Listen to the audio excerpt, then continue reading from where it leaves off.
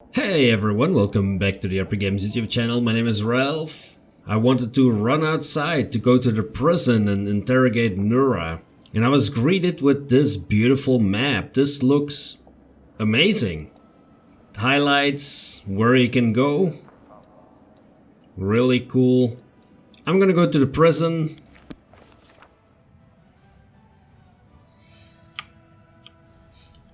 And I can even loot the prison. How cool is that?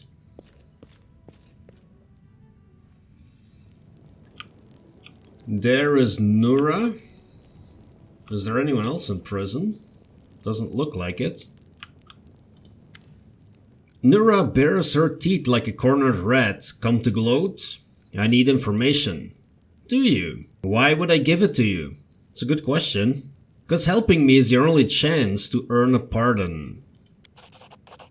I don't want your pardon. If you want to kill me, kill me. Second thought, you know what? I don't care. I don't care about you, or the demons, or myself, especially not myself. What do you want? Who did you work for? The Templars of the Ivory Labyrinth. Cultists of Baphomet. Some serve him for rewards, others serve under dire threat. Some fools even think they'll earn transformation into demons. I only served because it was my chance at revenge. The Grandmaster leads the Templars. He's a mysterious figure, said to be more of an ideologue than an actual commander. All the cultists I know answer to a woman named Jerabet.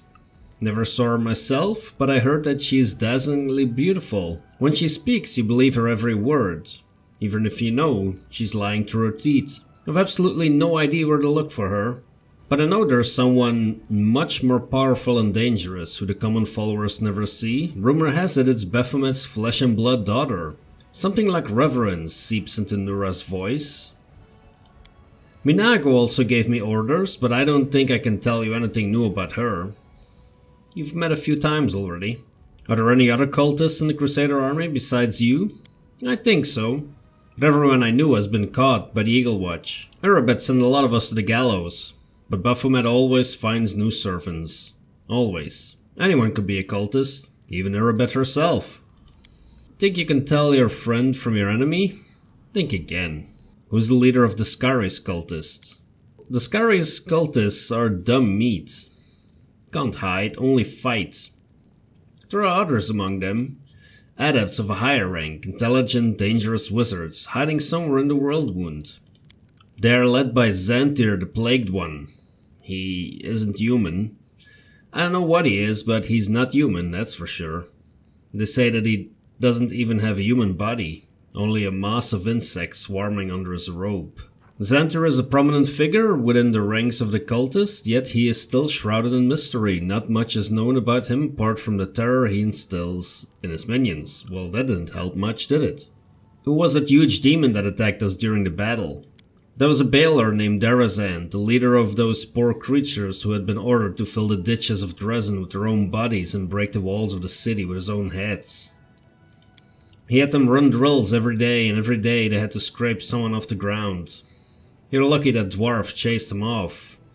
Drezen alone could hold off a small army. He'll be back, and all of you here will be as good as dead. The demon hordes keep attacking us without warning. As if they're appearing out of thin air.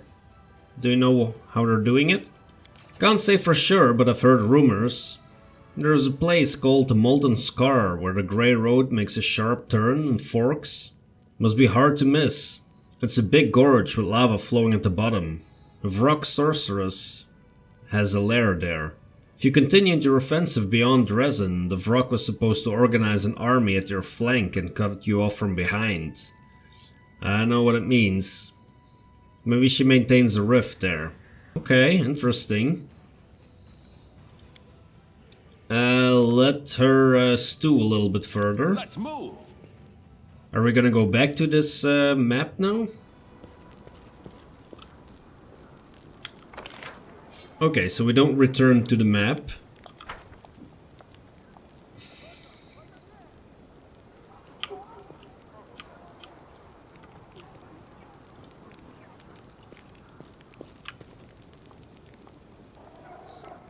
We found the the acting troupe probably working on their catapult.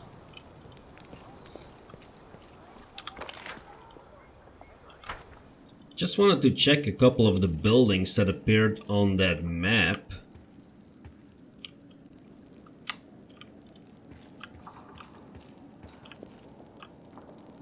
Doesn't seem to be anything here. Place has been sanctified, can protect the area around it from the corruption of the abyss. Okay.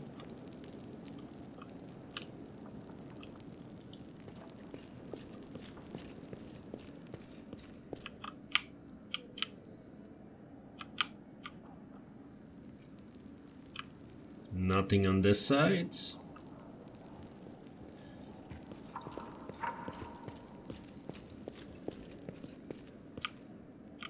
Quite curious how this is going to be used in the rest of the game. If we can find some things to do here. March on.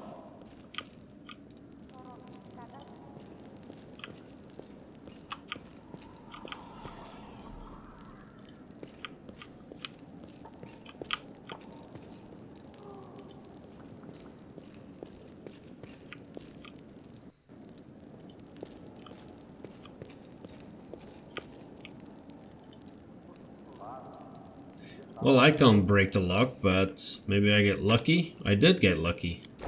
I got ridiculously lucky. Okay, and we cannot go out there. Fine. Let's head back out. A woman in gold-embroidered cleric's robe greets you with a polite bow. Her eyes, the color of molten gold, gleam brightly in her dusky face.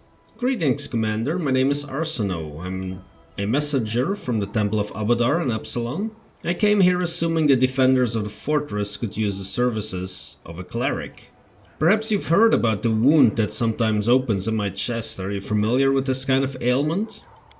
Arsinoe quickly probes you with the skill of an experienced healer. So the wound was right here? And then it disappeared and reappeared? Amazing. No, this is the first time I've heard of such magic. What do you think it might be?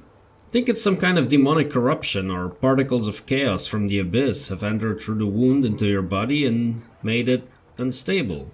Sounds quite interesting, incidentally. Judging from the record of researchers of the abyss, stranger things have happened in this cursed place. Can you give me some advice on how to heal it? Sure that you've already used the purification and chaos warding spells. For obvious reasons, you do not have the option of leaving the campaign and going on a long pilgrimage to various shrines. Since that's the case, keep a diary.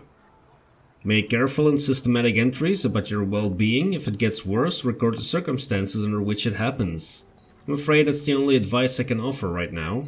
Can you try to heal me? I'm sorry, but I do not have the right to do that. A healer who makes a blind attempt to heal a patient who is not on the verge of death is a responsible fool. You do not seem to be dying, so we will not take any unnecessary risks. How did you end up in Drezen? My story has grown longer and longer over the years, yet sadly, never gets any more interesting. I was born and raised in Epsilon. Soon I realized that bringing the word of Abadar to places where it's already been heard was too easy a challenge for a cleric like me. I've traveled all across Galarian since then, watching civilization bring enlightenment to the wildest of places. This brings joy to my heart and makes me feel like I serve my god with my deeds, not only with my words. The tiny barony in the stolen lands that had been my home for a very long time eventually turned into a strong and prosperous kingdom. I felt I had to go somewhere else, bring the blessing of Abadar to someone who really needed it. It'll take quite a long time for Drezen to recover and become an unfailing stronghold once again. I will do my very best to help. You're an Aasimar, if I'm not mistaken. I am, just as you are one yourself. Every time I meet another Aasimar, it feels like meeting family. I look exactly like my great-grandmother, but I am the only one among my kin to have Aasimar blood manifest so visibly in my appearance. I have to admit that it's a very fortunate coincidence my Aasimar features are rather appealing. Make people trust me more easily. This is a good quality to have for a priestess wishing to gather a congregation. I see that you have consecrated the altar of Abadar. So I have, and before you ask me why I did it, when there is a temple of Iomedae in Drezen, I will answer. Even though my god is an ally of the inheritor, some still prefer to pray and trust in Abadar instead of her. After all, my humble altar is no worse at removing the corruption of the abyss than the grandiose altar in the temple of Iomedae. What can you tell me about Abadar? He's the patron deity of law, trade, and prosperity of cities. He teaches that law and order allow civilization to develop and keep people safe and wealthy. Iomedae and Abadar are allies, since Iomedae also holds order and nobility above all else. It's hardly surprising to see so many mighty fortresses and wonderful cities in Mendev bloom under her blessing. Okay, let's take a look at the barracks. Well, we've got Sela here, training some recruits doing push-ups. Seilkind, can we speak to him? Seilkind respectfully bows and says amiable. I was hoping you would honor me with a visit. I know you're extremely busy, but I've been eager to meet the person who managed to restore Golarian control over a part of Sarkorian lands for the first time in decades. This is incredibly symbolic. Tell me about your mercenary company. That is something I've already read in the previous episode. You must have stories to tell. Let's put it this way, if I father any children, I'll have something to tell them. I wasn't even 20 when I joined the Blackstone Company. Seen my share of scuffles, but my goal in every conflict remains the same, to defend the common folk. Not all sellswords treat civilians well, you know. My soldiers never have disgraced themselves with dishonorable conduct. Once I even joined an expedition that reached the crown of the world. I swear, never neglected such crucial strategic necessities as supplying the troops with warm undergarments after that.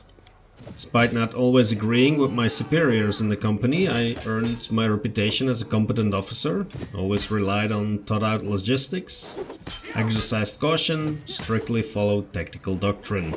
You look like a soldier to the core. You must have been serving all your life. Who knows what the future holds for me? In my spare time I study history and applied anthropology. Just an amateur, of course, but sometimes I think I could be a decent lecturer.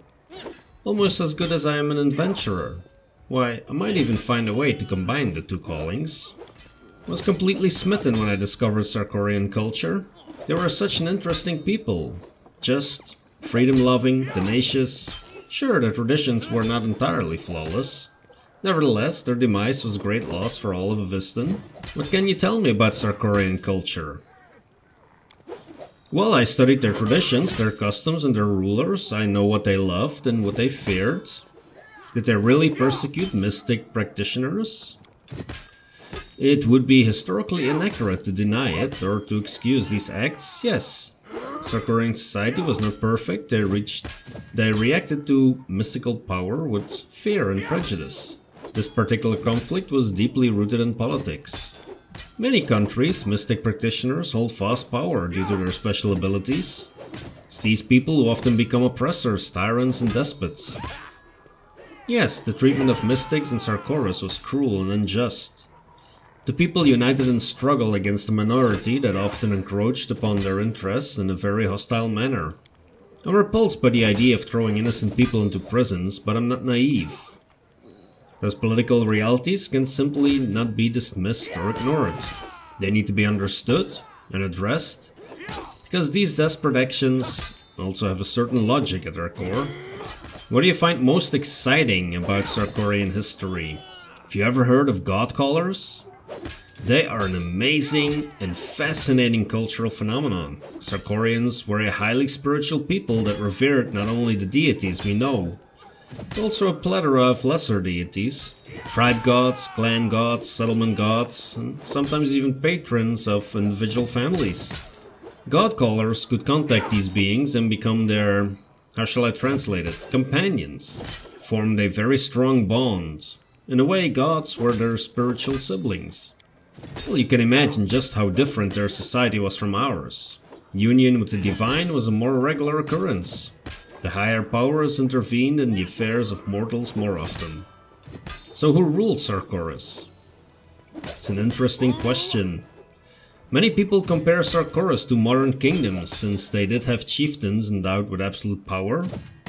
Still, the nation did not have a single leader. The Council of Chiefs made their decisions together. In some places the post of chieftain was hereditary, but as far as I know, not everywhere. Besides, their politics were influenced by god-callers and priests who relayed the wishes and expectations of higher powers to common folk, so chieftains could not ignore them. I would compare Sarkorian to modern Enderan rather than Mendev. It was a true nation, a people firmly aware of their unity and shared purpose. I have some questions about your fascination with Sarkorian. I understand that few people are interested in this subject. Even other anthropologists unjustly neglect it. I intend to shed light on this chapter of history. If anything remains of Sarkorian, I will find it, no matter how small its shards may be. But plenty of refugees from Sarkorian find a home in other lands. Their culture lives on.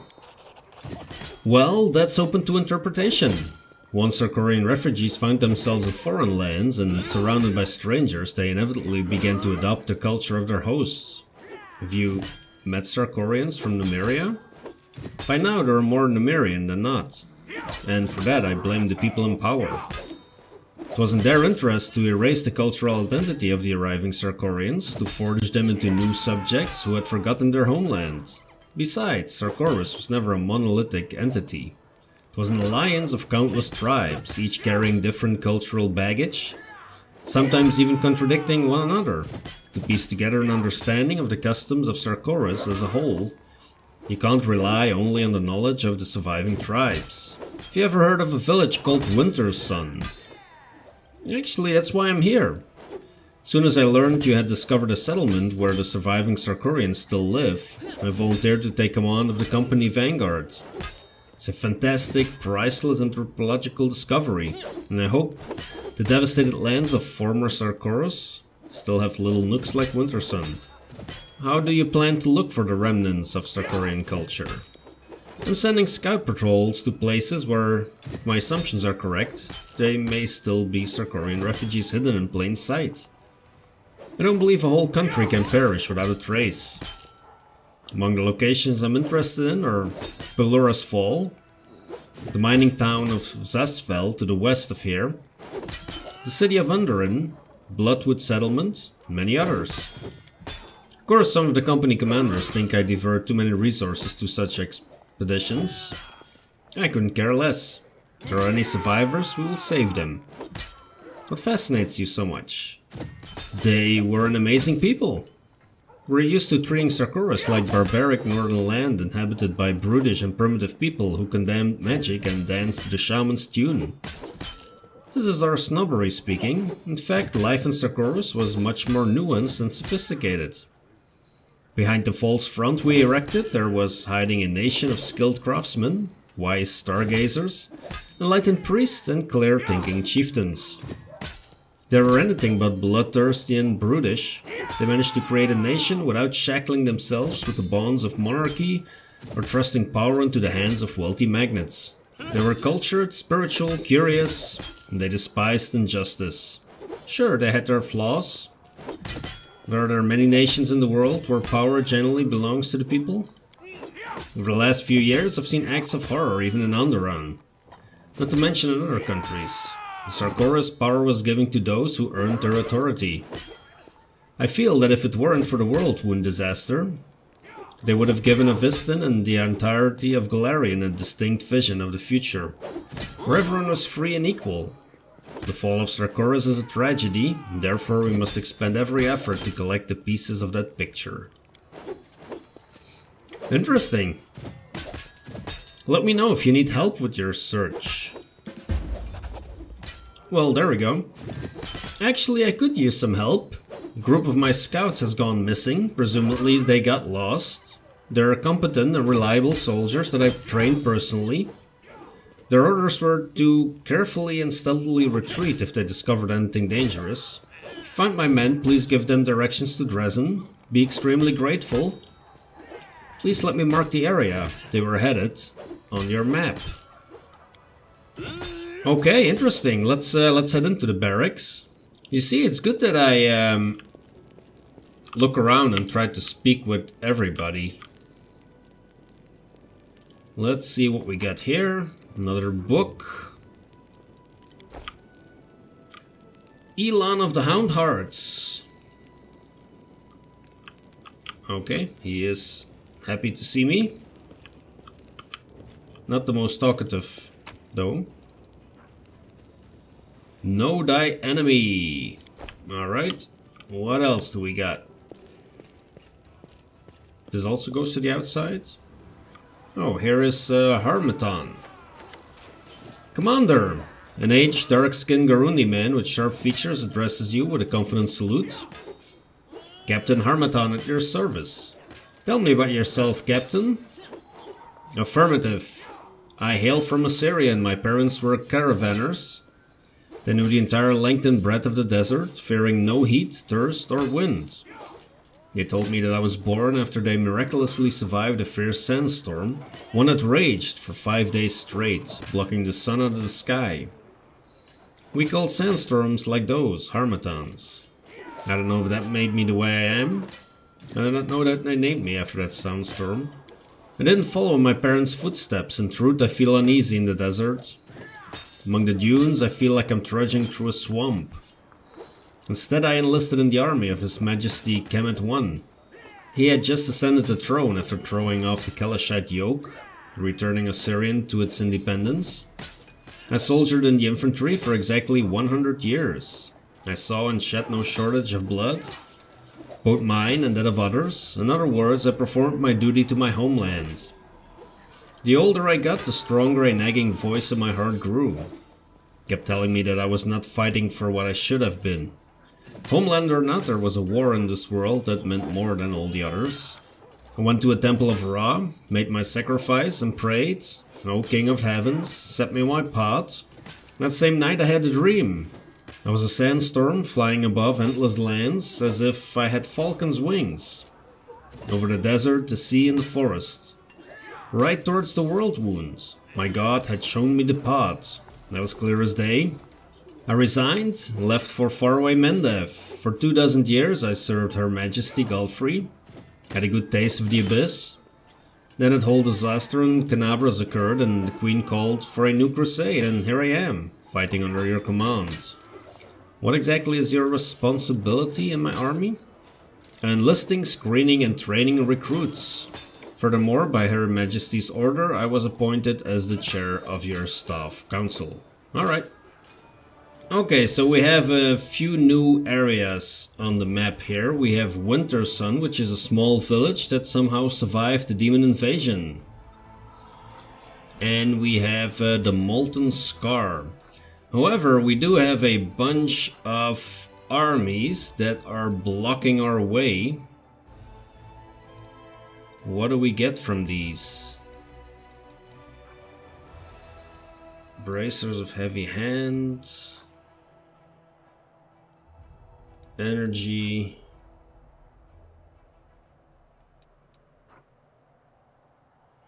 Well, besides this one, they don't seem to be the most difficult, so...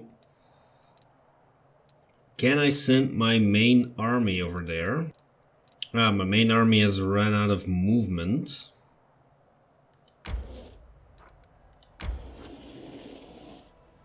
So let us skip a day.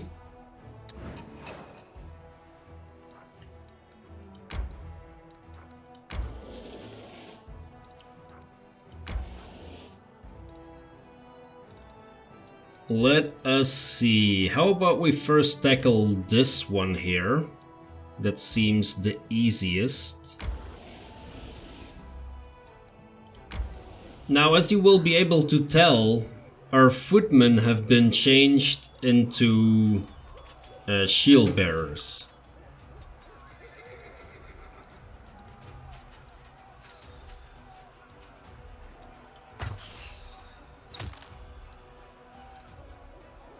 There's a bunch of archers. There were a bunch of archers. Oh, they're attacking our archers. How dare you? How dare they do that? Okay, let us attack them. Our clerics can do the same. Actually, they... Well, no, that's fine.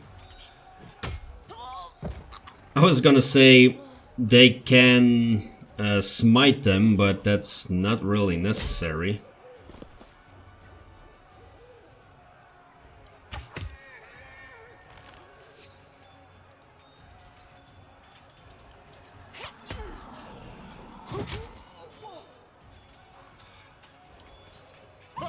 Let's get them down, and then we only have this group here to worry about. They are not gonna last very long. It is 104 troops though, but yeah.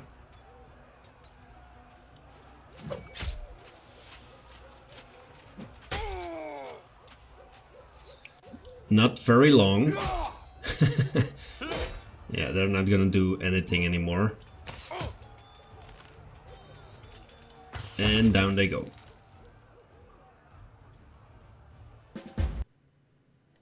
The global map is split into a number of regions. To capture a region, you must free all the forts located in that region. You can construct buildings in the forts you have freed. Forts can be upgraded, thus increasing the number of squares available for construction. A gang of cutthroats who sold their conscience for demon gold has been destroyed. Their chief, a battle-hardened, scar-ridden mercenary laden with valuable artifacts, is hanging in the noose. The trophies he received for murder will come in useful for the Crusaders. Okay, bracers of the heavy hand. +3 bonus on damage rolls with the offhand weapon when dual wielding. Okay. Woljif has dual wielding, that might be handy for him.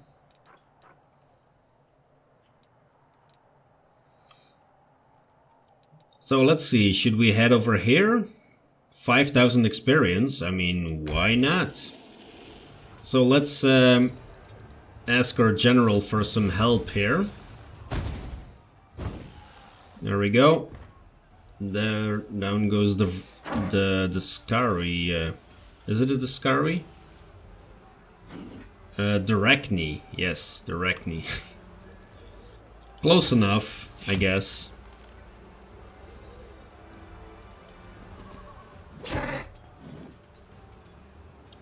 That didn't do much, did it?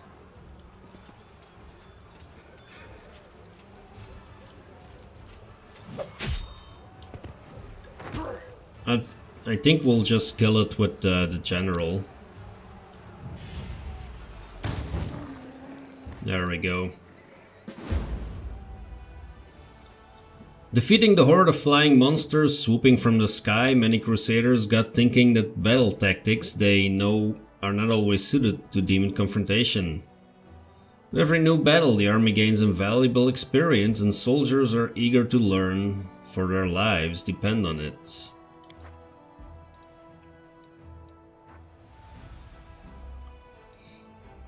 Okay, let's leave that one for now. I actually wanted to go here so that I could continue to Wintersun.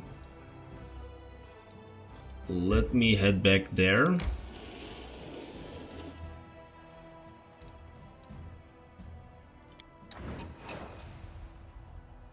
I'm sure we're gonna have some new events very soon. And what do we have here? A shrine of Sacrilege. The stench of fresh blood and ancient evil emanates from the cave under the mountain. The path that leads here is splashed with blood of many victims that have been dragged here. At night one can hear a hoarse voice offering blasphemous prayers to powers unknown. The very sound of the language that prayers are recited in is an insult to the skies. Okay, well that is something that we could check out with the party. However, I cannot continue.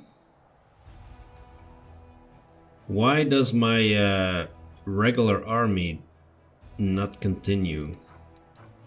Oh, do they have to go through there? Yeah, that might be the case. That might be the case indeed.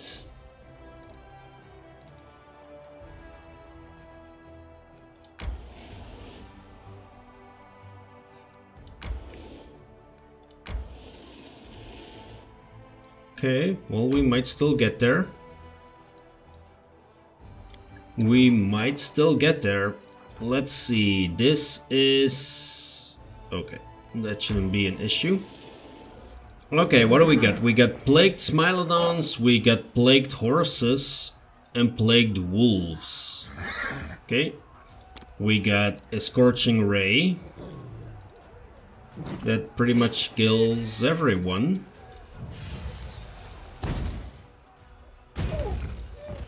Down they go. See if our archers can do some more damage here. Yep, slightly more.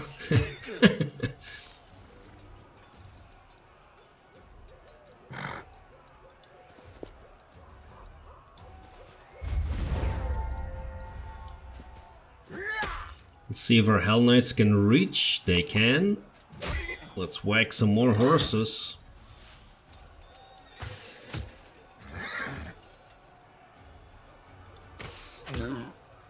We're almost there. Oh, the archers can go again. We're there. Oh, we're... what? Oh. The archers wanted the shield bearers to to get the last hit. I get it. They want their first kill in battle. Having buried those who died from the plague, warriors search the place and find a small grave where Sir Doland Regalor, a hero of the Second Crusade, rests in peace. They take care of the grave and clean dead bodies and dirt from a small oasis nearby. The water instantly becomes clean, clear and sweet. This place is much loved by spirits and gods. Daily income increased, energy points times 4. What? So we went from +2 to +7 for some reason, not quite sure. We have also ranked up diplomacy again. Man, that's going fast.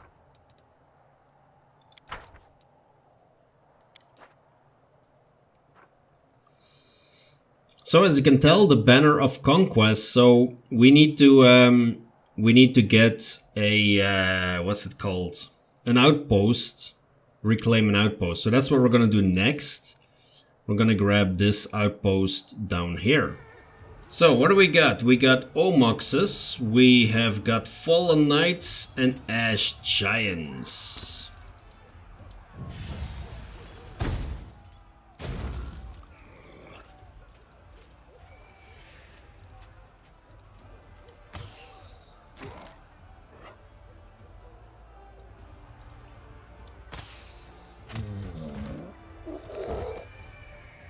So much for the Giants. We have some knights that want to get in the way here.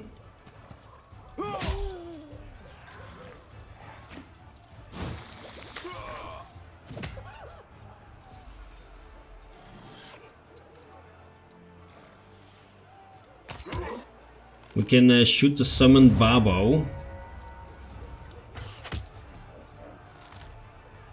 Regular archers, how about we target those Omoxes?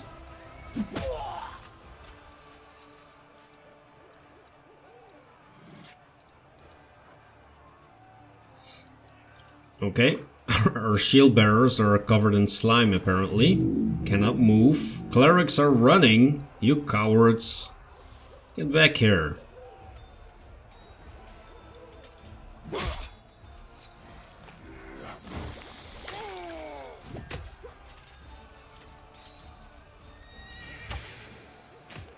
Yeah, those Omoxes are definitely a bit annoying. There we go. Shield bearers can attack, luckily. And again.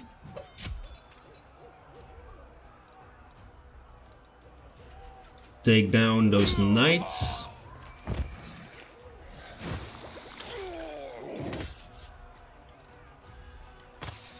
That is all fine.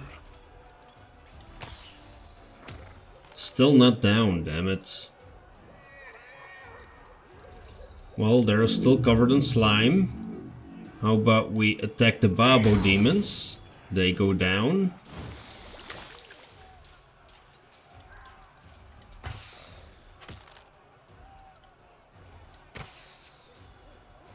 There we go. So that indeed turned our conquest banner into green again. We don't have any text now. Let us see. Can we grab that army as well? Material points, 200, sure. Barracks. Okay, Barracks we need to get rid of because they have fireballs. Oh, that does nothing because they're immune to fire, probably. Yeah, that's right. Haha, Ralph. That sucks, doesn't it? It does. Yeah, the cultist I'm not very worried about.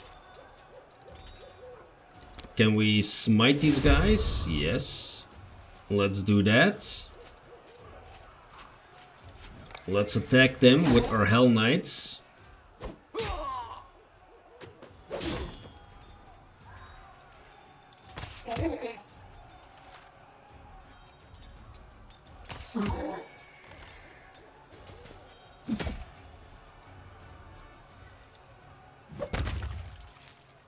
That is that.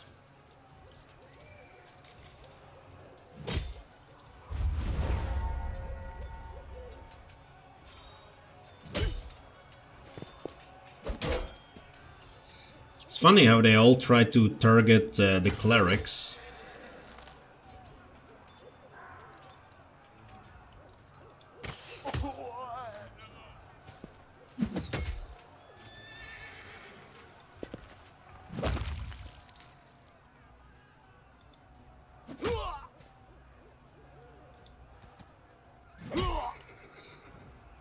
Little nice surrounding move by the Hell Knights before they charged in. That's all fine.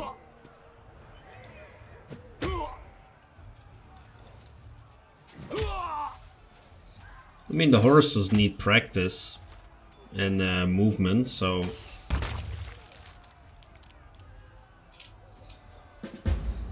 Crusaders attacked the demons at a propitious moment where they were trying to sink a stash of cold iron ingots in the nearest sand swamp.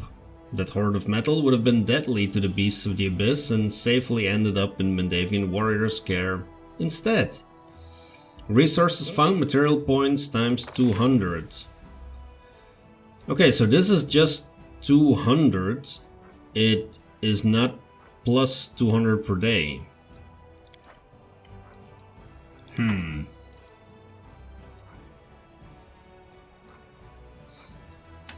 Okay, so as you can see, we have now liberated which area? Wintersun, I guess. So I guess in the next episode we can take a look at this location and then head down to Wintersun and maybe to Molten Scar. I'm guessing that's gonna be multiple episodes probably. Was there something we wanted to build? Yes, there was. I want to get a sanctuary going. Let me see. Sanctuary increases energy points income by 4. Okay, so that I definitely want to build.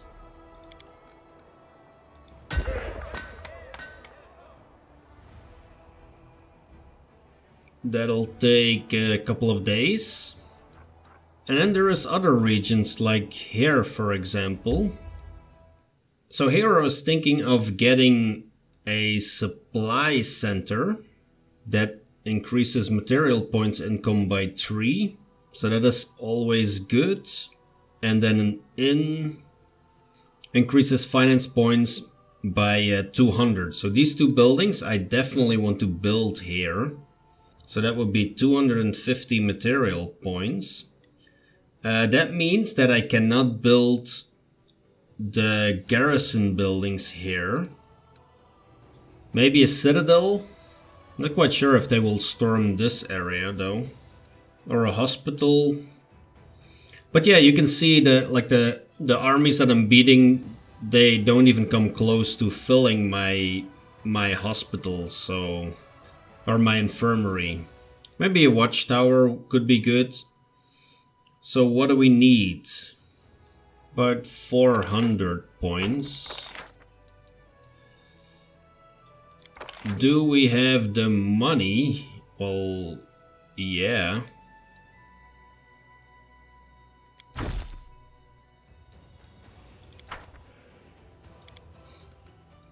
So, let's get a supply center, an inn, a hospital, and a watchtower. Let's get that going here. And then in the location nearby,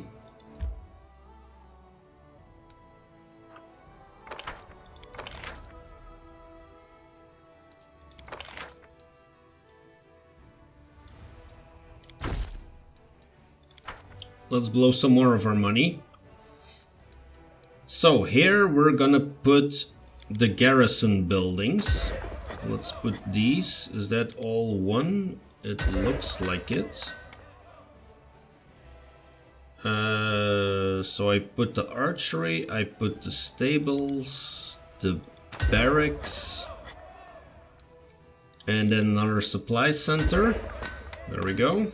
Oh, here is Crusade management button. Okay, I was looking for it. I was I was about to complain like, hey, it would be cool if there was a Crusade button in this screen. Well, here it is. So we have a bunch of events. Anivia wants to talk to the commander about one of his companions. And Count Arenday's prank has earned Irabet's displeasure, so she has asked the commander for an audience. Oh man, what did he do now?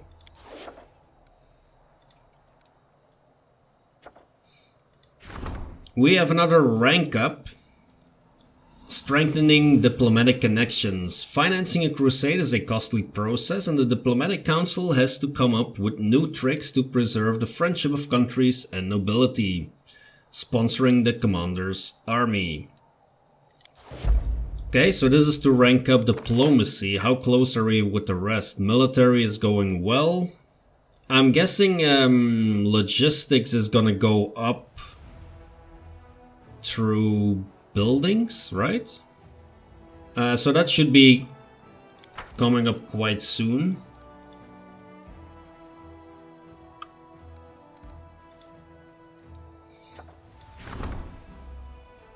We have the Blessing of Bastet. We saw that earlier. And we have the Royal Parade. So, which decrees are currently being done? We have... this is diplomatic. This, I have no idea. And this is military. Warriors stuck in the middle of nowhere fighting vicious monsters have to remember why they are fighting and what they are sacrificing their lives for. The soldiers' loyalty will raise once the clerics praise them in front of the gods' eyes. Crusader morale increases by 5 to 10. Yeah.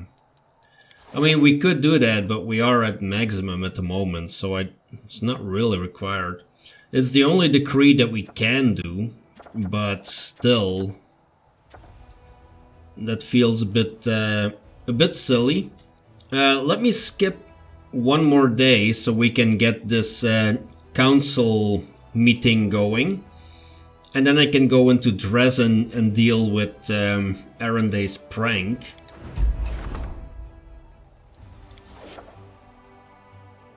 There is something that I saw that just happened, which was... And that is something that is not very clear to me at the moment. I think an army attacked us.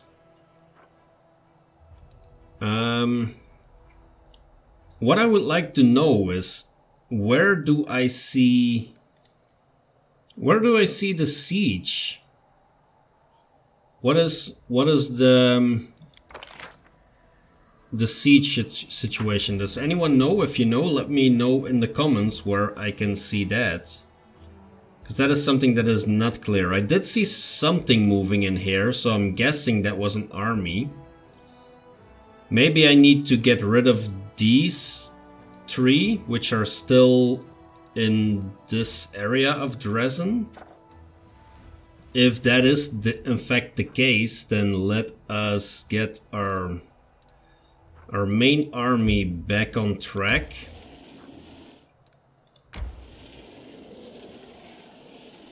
Towards the top here.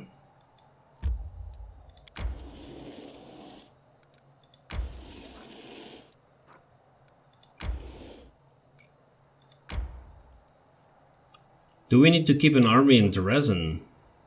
Is that necessary? I somehow doubt it. Commander! Anivia greets you with a slight nod. I've got some information that might be of personal interest to you. It's up to you what to do with it. Personal interest? What do you mean? I mean that we're not talking about a military or political matter here, but rather a matter of the heart. Oh.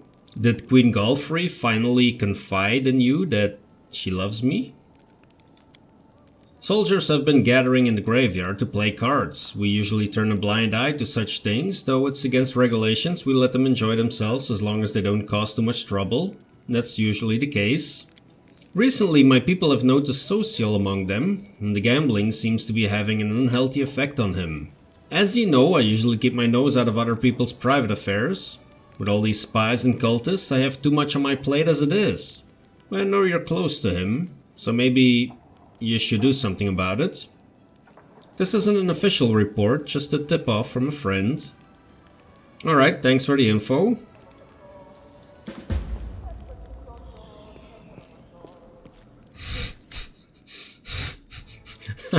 What is going on here?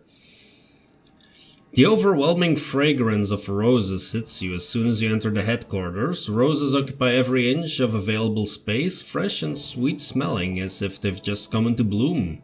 The scene is capped off by Darren, who stands in the center of the rosarium with a single red rose in his hand and an expression of utter innocence on his face. Ah, Cauldar, it's good that you dropped by. As you can see, I've been working on a little something and I'm afraid some of your advisors are less than happy about it. Sure, if by a little something you mean an entire shipment of freshly cut roses teleported here from some southern country. Urbit shifts from foot to foot, glaring at the flowers pressing in from all sides. Could have outfitted an entire unit with the money you spent on this. Fortunately, they were my own personal funds, so I spent them as I saw fit. This gloomy citadel needed an injection of beauty. Darren brings his crimson rose to his face and inhales its scent, his eyes never leaving yours. It's none of my business, of course, but I've known you a long time, Darren Erendey. This whole thing looks like another scandalous stunt concocted to rile up the Crusaders. If you want to pay court to the commander, don't do it in our headquarters. Do you have something to say to that, Count? Tragic misunderstanding has occurred. Darren pauses while continuing to cast delighted glances at you over his rose. The thing is, I had no intention whatsoever of courting the commander in the romantic sense of the word. Never even crossed my mind. I do not know what led you to such a farcical conclusion. According to recent research conducted by Absalon scholars, the scent of roses reduces stress and fatigue, refreshes one's thought, and stimulates intellectual activity. So I only had the good of the Crusade in mind when I placed these flowers here. My actions were entirely selfless and sincere. I can't wait to learn more, Darren, about the unique properties of roses. I shall be happy to share my knowledge someday under more amenable circumstances. I do believe my work here is done. Till next time, Cauldar. Oh wow. He is actually courting me. Commander, I have alarming news. Sir Sear seems to be ill. He has stepped back almost completely from commanding his people. His ever-bright crusaders are a large and experienced force. Our strategy relies heavily on them. Please talk to him. Might be time for Sir Sear to step down and hand over the leadership to a younger, more energetic knight. He's not a young man anymore. Must be a struggle to keep up with his responsibilities. What do you know of his trouble? Just rumors, Commander. They say it's like his mind is somewhere else all the time. He's anxious. He won't say what happened. Sir Sear is respected. When people see him acting strangely, it breeds uncertainty in the ranks. Alright, I'll talk to him. And okay, so this is Lady Konomi, the head of our diplomatic council. Commander, upon hearing word of your victory in the Battle of Drezen, many leaders in Aviston have considered taking on a more active supporting role in the Crusade. Fighting demons in the name of saving the world is a prestigious endeavor, especially when the war is going well.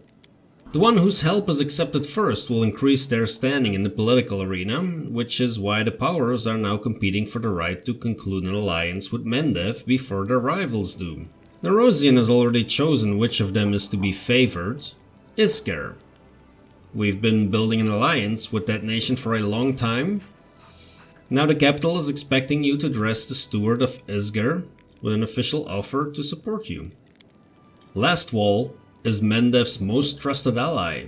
If we are to ask someone for support, it should be them, the Shining Crusade. Yeah, but doesn't Lastwall have their own troubles with all the orcs? What do we say if we invite Sword Lords of Brevoy to this party? Yeah, I know some of them from Pathfinder Kingmaker. The righteous Mendevian knights just love these hot-headed provincials who'll draw their weapons and challenge you to a duel at the drop of a hat. Get this, they win such duels. Nerosian will be ecstatic to have allies like these, and I hope the demons will enjoy their company as well. Just as a note, we happen to have a neighbor who's got barely any presence in the Crusade. Talking about Numeria. It's believed to be too wild and barbaric to have any dealings with. How about we show everyone how wild and barbaric tribes can fight and invite them to play a bigger part in our war? Why does Nerosian decide whose help I should accept? Because you are, with all due respect, on one of Her Majesty's subjects. Because it took great effort for Mendev's diplomatic corps to win Isger over and ensure you would receive their help. Are you confident that the allies you choose yourself will be as reliable? Okay, so let's see. If we ask Lastwall, it unlocks an Inquisitor's mercenary unit, infantry specializing in slaying spellcasters. Inquisitors are recruited at the commander's headquarters. They have a good amount of hit points and they do quite a lot of damage. That's an interesting one.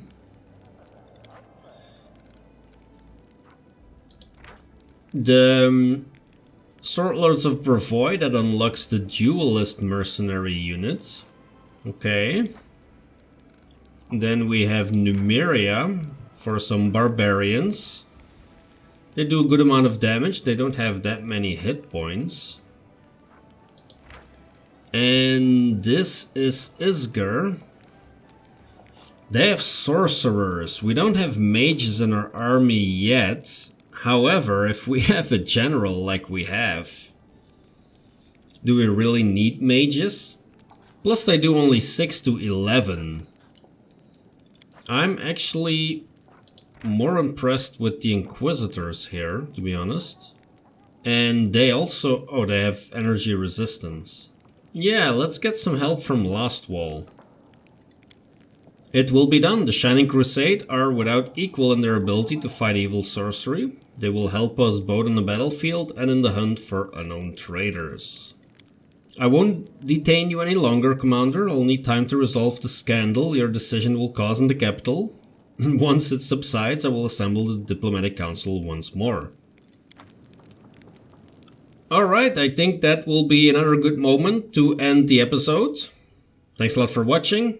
If you're enjoying the content, hit that like button, subscribe to the channel if you want to follow along, and I will see you in the next video.